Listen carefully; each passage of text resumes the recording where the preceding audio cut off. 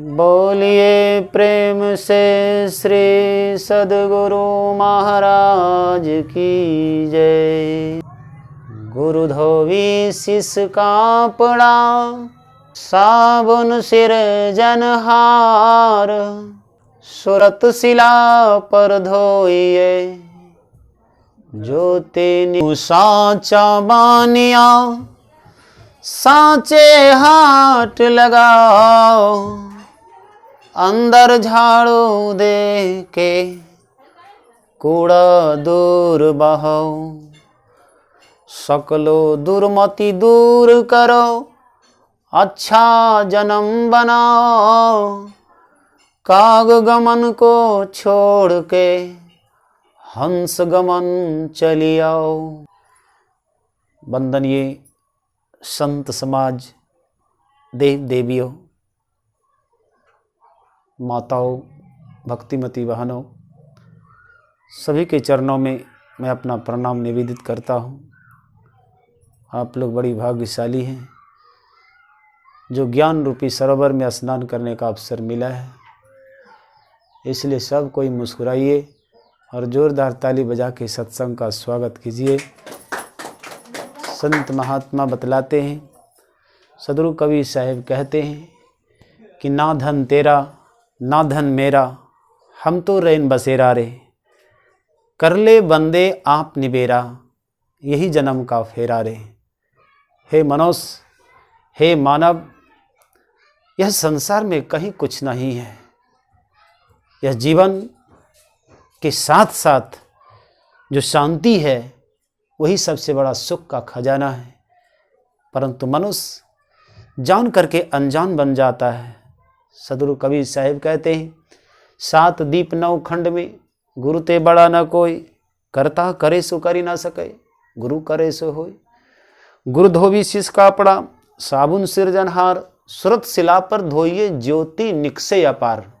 वास्तव में जब आपके अंदर में गुरु का ज्ञान हो जाता है तो आपके अंदर में एक जुनून पैदा हो जाता है, और जब वो जुनून पैदा हो जाता है तो आपके जीवन का एक लक्ष्य बन जाता है। लेकिन संसार को कहना पड़ता है कि एक एक काल सवे घर जाए, क्या पंडित क्या ज्ञानी हो। याद रखिए, 7 दीप जो सदगुरु कबीर साहब ने कहा, 2 आँख 2 कान 2 नाक 1 मुंह, ये 7 दीप है। 9 खंड, फिर आपका शरीर में 9 खंड है जो आप जानते हैं, अवगत हैं। जहाँ जहाँ मेरुदंड आपका सिकुड़ता है, लबता है, झुकता है, वह 7-9 खंड है। और दीप 7 दीप 9 खंड में गुरु, ज्ञान को गुरु कहा गया है। 7 दीप 9 खंड में गुरु ते बड़ा ना कोई, कर्ता, आपके मन की भावना जो कर रहा है, कर्ता करे सो करे ना सके, गुरु करे सो होए। विवेक रूपी गुरु जो करता है वही होता है। यह जीवन की सबसे बड़ी विशेषता है। याद रखिए, आँख तभी आपका शुद्ध सही हो सकता है जब आप प्रातःकालीन उठ करके माता पिता का, संत गुरुजनों का दर्शन कर लो। कान आपका तभी शुद्ध हो सकता है जब आप गुरुवाणी को श्रवण करके सुन लो, समझ लो।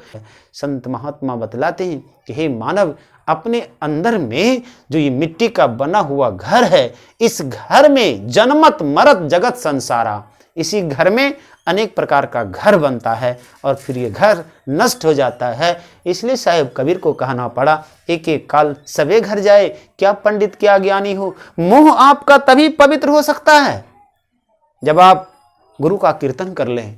हाथ आपका तभी शुद्ध हो सकता है जब आप किसी की सेवा कर लें। पैर आपका तभी शुद्ध हो सकता है जब कहीं सत्संग स्थल पर आप या मंदिर में चले जाएं। सीना आपका तभी शुद्ध हो सकता है जब आप किसी के सामने झुक जाएं। अगर आप सुख चाहते हो तो त्याग करो, नहीं तो मैं आपको एक संदेश देता हूं।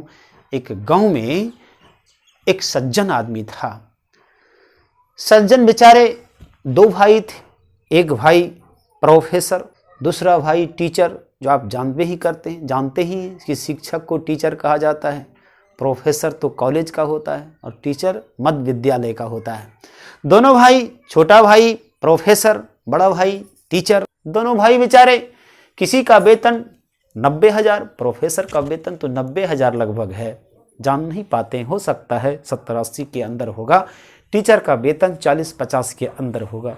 दोनों का वेतन, दोनों कमाया। कोई बेचारे बांका में घर बनाया तो कोई अमरपुर में घर बनाया, दोनों की पत्नी। किसी सज्जन ने पूछा कि प्रोफेसर साहब आपने तो इतना धन कमाया लेकिन बांका में घर बनाया कि नहीं? तो उन्होंने कहा कि अरे भाई, मैंने बांका में तो सुंदर मकान बनाया ही हूं, देवघर में भी ले चुका हूं, वहां भी बनने वाला है। अब बेचारे मास्टर साहब के पास वही व्यक्ति आया, कहा मास्टर साहब, अरे इतना भाई को पढ़ाया लिखाया आपने, लेकिन आपने कुछ किया कि नहीं? कह रहे मैंने तो अपने भाई को प्रोफेसर बना दिया, मैंने छोटा सा घर अमरपुर में बनाया हूं और कुछ नहीं है। जो है मेरा बड़ा भाई नहीं, मैं बड़ा हूं, वह मेरा छोटा है, जो है सब उन्हीं का है, मेरा कुछ नहीं है। दोनों भाई अब बेचारे ये कहते हैं, कहा देखो तुम्हारे भाई ने कितनी बड़ी गद्दारी किया कि देवघर से लेकर के बांका तक में घर बनाया, लेकिन तुम्हारे नाम कुछ नहीं लिया, पत्नी के नाम ले लिया। बोलो सदगुरु महाराज की जय। बड़े भाई को दुख हुआ, कह रही मैंने पढ़ाया लिखाया, मेरे नाम कुछ नहीं, सारे पत्नी के नाम। अच्छी बात। मन ही मन बेचारे घुटने लगा। छोटा आया, कहा भैया प्रणाम किया, तो एक आनंद का आशीर्वाद और एक कटु मुस्कान का आशीर्वाद अंतर होता है। तो कटु मुस्कान का आशीर्वाद मास्टर साहब ने दिया। प्रोफेसर समझने लगा कि भैया लगता है कुछ गुस्सा हो गया है। कहा भैया गलती सही हो गया हो तो माफ कर देना, आप हमारे पिता समान हो। कारे जा जा माफ मैं क्या करूं, तुम जानो तुम्हारा काम जानो। बोलो श्री सदगुरु महाराज की जय। और दोनों संत मत से जुड़ा हुआ था। सदगुरु कबीर साहब कहते तू कहते वेदों के लेखन, मैं कहता हूं आंखों के देखन। हे मानव, इस संसार में आया है तो धन किसी का नहीं हुआ है और न कभी किसी का होने वाला है। ये धन और जन जितना हम आप देख रहे हो, मकान को उलट दो नाकाम हो जाएगा। वो मकान सत्य नहीं है, सत्य तो वही है जो हम आप कर रहे हैं।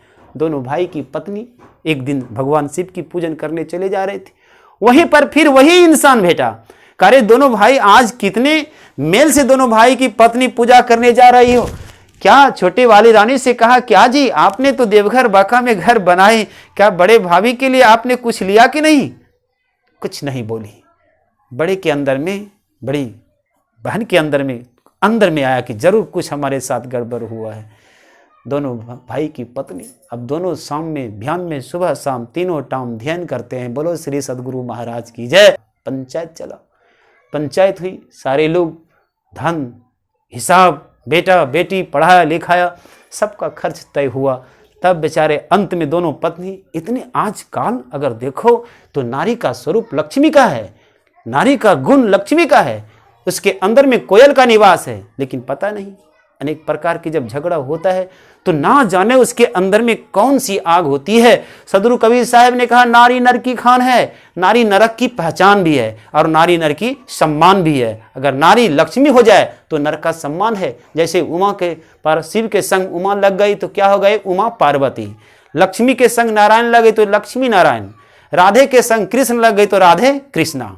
दोनों भाई की पत्नी इतनी जोर से झगड़ा शुरू किया कि भूल गए गुरु महाराज का भेद, जो संत में जी महाराज ने कहा कि यही विधि जय वैभव पार मोरो गुरु भेद दियो। कौन सा भेद दिया है, कौन सा नाम दिया है? जब झगड़ा आता है मनुष्य के अंदर में, जब आवेश आता है, काम क्रोध आता है, ईर्ष्या द्वेष आता है, उस वक्त तो गुरु महाराज की बातें भूल जाता है। दोनों भाई की सभा लगी, बंटवारा हुआ, संध्या कालीन समय हो गया, बांटते बांटते पंच थक गए। तब कहा कि अब कल बंटवारा होगा।